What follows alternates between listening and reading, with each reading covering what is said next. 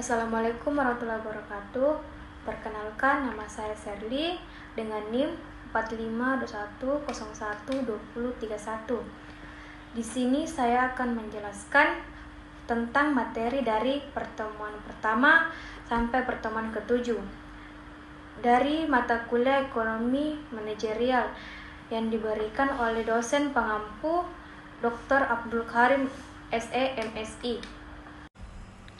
Bab 1. Sifat dan ruang lingkup ekonomi manajerial. Pendahuluan. Manajemen harus mengetahui dan memahami sejarah perkembangan ekonomi mikro, ekonomi makro, dan ekonomi politik, karena kehidupan perusahaan dipengaruhi oleh ketiga dimensi ekonomi tersebut. Manajemen harus memahami dan menghayati situasi di pasar di mana di dalamnya terdapat daya beli konsumen dan pesaing semakin tajam. Pada bab ini akan dibahas berbagai aspek yang berkaitan dengan konsep manajerial, yaitu sifat dan ruang lingkup ekonomi manajerial, yang merupakan pembahasan yang penting sebagai awal memahami dan mempelajari ekonomi manajerial.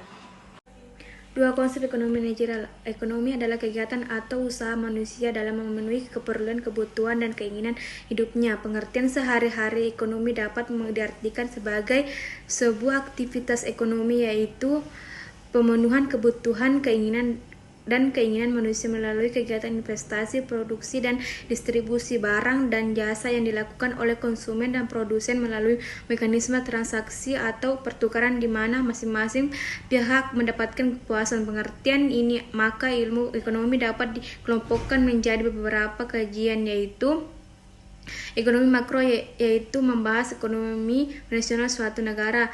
2. Ekonomi mikro, yaitu membahas ekonomi suatu perusahaan. B. Manajerial adalah kata sifat dari manajemen yang berarti pengelolaan sesuatu dengan baik. Secara konsep, manajerial berarti bagaimana mendapatkan keputusan, proses, dan menjalankan implementasi suatu kegiatan untuk mencapai tujuan tertentu. 2. Konsep ekonomi manajerial. A. Ekonomi adalah kegiatan atau usaha manusia dalam memenuhi keperluan, kebutuhan, dan keinginan hidupnya. Pengertian sehari-hari ekonomi dapat diartikan sebagai sebuah aktivitas ekonomi, yaitu pemenuhan kebutuhan dan keinginan manusia melalui kegiatan investasi, produksi, dan distribusi barang dan jasa yang dilakukan oleh konsumen dan produsen melalui mekanisme transaksi atau pertukaran di mana masing-masing pihak mendapat kepuasan. Pengertian ini maka ilmu ekonomi dapat dikelompokkan menjadi beberapa kajian, yaitu ekonomi makro, yaitu membahas ekonomi nasional suatu negara. 2. Ekonomi mikro, yaitu membahas ekonomi suatu perusahaan. B. Manajerial adalah kata sifat dari manajemen yang berarti pengelolaan sesuatu yang baik. Secara konsep, manajerial berarti bagaimana membuat keputusan, proses, dan menjalankan implementasi suatu kegiatan untuk mencapai tujuan tertentu. 3. Ruang lingkup ekonomi manajerial. Untuk memahami konsep-konsep ekonomi manajerial secara jelas, kita bisa melihat dari hubungannya dengan 1. Ilmu ekonomi. 2. Ilmu pengambilan keputusan. 3. Cabang-cabang lain yang berkaitan dengan proses pengambilan keputusan manajerial. 3. Ruang lingkup ekonomi manajerial. Untuk memahami konsep-konsep ekonomi manajerial secara lebih jelas, kita bisa melihat dari hubungannya dengan pertama, ilmu ekonomi. Kedua, ilmu pengambilan keputusan. Ketiga, cabang-cabang lain yang berkaitan dengan proses pengambilan keputusan ekonomi manajerial. 4. Hubungan ekonomi manajerial dengan ilmu ekonomi tradisional. Teori ekonomi dititikberatkan pada konsumen, perusahaan-perusahaan, dan distribusi secara individual. Ekonomi makro dititikberatkan pada agregasi dari unit-unit ekonomi, terutama perekonomian nasional. Cabang-cabang tradisional ekonomi pertanian. Yang pertama yaitu perbandingan sistem ekonomi. Yang kedua ekonometrika. Yang ketiga ekonomi pembangunan. Yang keempat organisasi industri.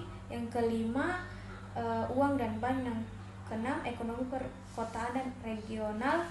Penekanan ekonomi normatif ditekankan kepada pernyataan bersifat preskriptif, yaitu menetapkan aturan-aturan untuk pencapaian tujuan-tujuan tertentu. Ekonomi positif ditekankan kepada deskripsi, yaitu menjelaskan bagaimana kekuatan ekonomi bekerja apa adanya tanpa memperhatikan bagaimana kekuatan tersebut. 5. Hubungan ekonomi manajerial dengan ilmu pengambilan keputusan. Ekonomi memberikan kerangka teoritis dalam menganalisis masalah-masalah pengambilan keputusan manajerial. Secara hal ilmu ekonomi, ilmu pengambilan keputusan juga memberikan seperangkat alat dalam pembentukan model-model dalam pengambilan keputusan, menganalisis pengaruh dari serangkaian tindakan alternatif dan mengevaluasikan hasil-hasil yang diperoleh dari model-model tersebut. 6. Hubungan ekonomi manajerial dengan administrasi. Pertama, ekonomi manajerial sebagaimana kuliah alat Ford courses, yaitu mencakup teori, metode dan teknik analisis ekonomi yang selanjutnya digunakan dalam cabang-cabang fungsional. Kedua, ekonomi manajerial sebagai mata kuliah pemandu yang menggabungkan berbagai cabang fungsional dan tidak hanya menunjukkan bagaimana tujuan perusahaan, tetapi juga bagaimana perusahaan berinteraksi dengan lingkup di mana perusahaan tersebut beroperasi. 7. Teori perusahaan. Suatu cara yang sangat bermanfaat untuk memulai pembelajaran ekonomi manajerial adalah teori perilaku perusahaan yang akan digunakan dalam analisis proses pembuatan keputusan manajerial. Menurut Suparmoko 2017, pada mulanya teori perusahaan menganggap bahwa tujuan perusahaan adalah memaksimumkan laba jangka pendek, namun berdasarkan pengamatan ternyata perusahaan yang mengorbankan laba jangka pendek demi mencapai laba jangka panjang untuk memenuhi teori perilaku dari perusahaan maupun peranan dari perusahaan dalam suatu perekonomian bebas. Terlebih dahulu kita harus memahami sifat laba tersebut. Berdasarkan ilustrasi di atas dapat disimpulkan bahwa penerimaan total perusahaan dan komoditas yang dijual dapat dijelaskan menggunakan persamaan tabel dan grafik. Selanjutnya ada hubungan total, rata-rata, dan marginal. Hubungan antara biaya variabel rata-rata AFC, biaya rata-rata AC, dan biaya marginal MC adalah kurva MC memotong kurva AFC dan AC pada titik minimum mereka. Bila tambahan atau kenaikan biaya total yang disebut sebagai marginal lebih kecil daripada biaya total rata-rata, maka kurva AC akan turun. Bila biaya marginal lebih besar dari biaya total rata-rata AC, maka biaya total rata-rata AC akan naik. Selama MC terletak di bawah AC, maka AC akan turun. Bila MC di atas AC, maka AC akan naik karena MC didefinisikan sebagai kenaikan tambahan biaya total atau biaya variabel total akibat kenaikan tambahan produksi atau suatu output. Maka dengan cara yang sama dapat diterangkan mengapa MC memotong AFC pada titik terendah. Selanjutnya, analisis optimasi yang berasal dari kata dasar optimal yang berarti terbaik, paling menguntungkan, menjadikan paling baik. Kurva permintaan adalah kurva atau grafik yang menunjukkan suatu representasi dari permintaan akan suatu barang. Kurva tersebut menunjukkan hubungan antara jumlah barang yang diminta dengan tingkat harga. Analisis yang ditunjukkan menggunakan pendekatan analisis grafis untuk menjelaskan hubungan antara tingkat harga dengan jumlah barang yang minta dari barang dan jasa, yaitu elastisitas fisik adalah elastisitas harga permintaan yang diukur pada suatu titik kurva permintaan. Permintaan elastis adalah permintaan yang koefisiensi elastisitas permintaan sama dengan lebih dari 1. Permintaan elastis kalau perubahan harga pengaruhnya cukup besar terhadap perubahan kuantitas barang yang diminta. Elastisitas harga silang yaitu sebuah perhitungan dari seberapa banyak kuantitas yang diminta dari suatu barang untuk merespon sebuah perubahan harga barang yang lain. Sebagai persentase perubahan dan kuantitas yang diminta dari suatu jenis barang, Y dibagi dengan persentase perubahan harga barang X. Elastisitas pendapatan yaitu perubahan dalam permintaan sebagai dampak dari perubahan dalam pendapatan. Misalnya apabila karena pendapatan meningkat 10%, permintaan suatu benda atau barang meningkat 20%, karenanya elastisitas pendapatan yaitu 20% atau 10% sama dengan 2. Analisis manajerial yang menerapkan teori ekonomi dan perangkat analisis ilmu keputusan untuk membahas bagaimana suatu organisasi dapat mencapai tujuan atau maksudnya dengan cara yang paling efisien.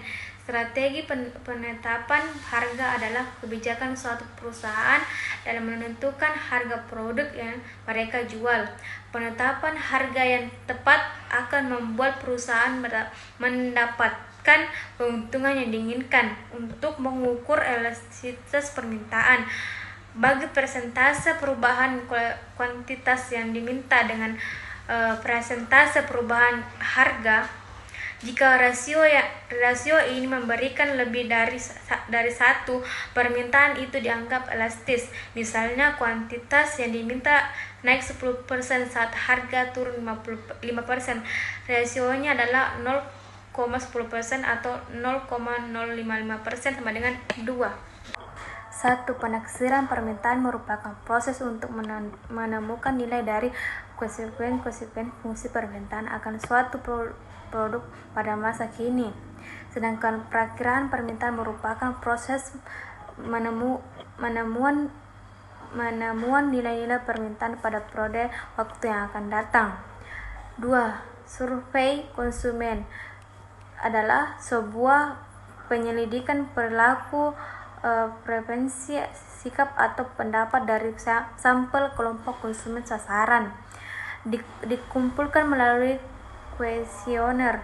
3. Seperti survei konsumen, hal ini dapat dilakukan dengan berbagai cara. Eksperimen laboratorium atau klinik konsumen berusaha menguji reaksi konsumen terhadap perubahan variabel dalam fungsi permintaan dalam lingkungan yang terkendali. Namun masih ada jumlah masalah dengan metode ini. Pertama adalah lebih sedikit kendala dalam kasus ini dan biaya lebih besar. Selain itu, beberapa pelangganan yang tersesat pada tahap ini mungkin sulit untuk dipulihkan. Kedua, jumlah variasi variabel dibatasi karena terbatasnya jumlah segmen pasar yang tersedia. Jadi hanya sejumlah kecil observasi sampel yang dimungkinkan. Ketiga, eksperimen mungkin harus tahan lama untuk mengungkapkan. Keempat, metode statistik. Meskipun metode di atas berguna, metode tersebut sering tidak memberikan jenis informasi terperinci yang diperlukan manajemen untuk memperkirakan fungsi permintaan yang berguna, dan dengan demikian menguji hipotesis yang relevan dan membuat perkiraan. Yang kelima, pengumpulan data. Metode statistik menempatkan permintaan data yang besar. Oleh karena itu, pengumpulan data yang sangat penting dalam praktiknya. Tahap ini seringkali diabaikan dalam Jenis masalah yang sering dihadapi siswa, di mana mereka sudah disajikan dengan data dalam bentuk yang dapat digunakan. Tahap analisis ini juga biasanya dibahas lebih rinci dalam mata kuliah riset pasar. Bab 6. Analisis perilaku konsumen. Pada pendahuluan, perilaku konsumen merupakan kegiatan yang perlu diperhatikan perusahaan ketika ingin mengembangkan bisnis.